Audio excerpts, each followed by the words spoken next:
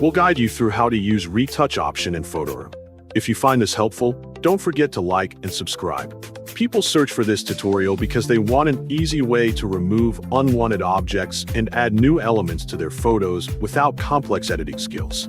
Photoroom offers simple AI tools that make editing faster and more accessible. To begin this tutorial, make sure you have downloaded Photoroom on your device so you can follow each step smoothly without any interruptions.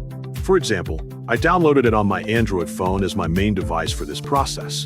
If you have not installed it yet, you can download it from the Play Store, which is guaranteed to be safe and reliable. Once the installation is complete, tap Photoroom to open the application. At the beginning, you will see 4 main menus, namely Home, AI Tools, Batch, and Content. Open the Content menu, then click Continue with Google so your design will be saved automatically to your account.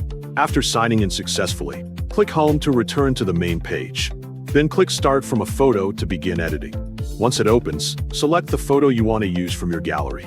The background removal process will run automatically, but since it is not needed in this case, select Skip Background Removal to continue. Next, click on the photo to open the editing options. After that, select Retouch on the right side of the screen to access advanced tools.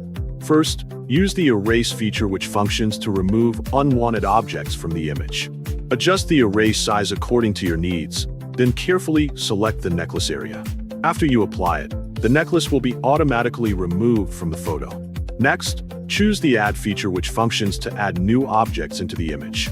Adjust the size again, then point to an empty area where you want to place the new object. After that, type Add a white cat to generate the object. Once the results appear, choose one option that fits your image and click Done to apply it. Before saving, you can compare the result using the before and after preview to see the changes clearly. If everything looks good and matches your expectation, click X and then click Done. Then click Export to save the final result.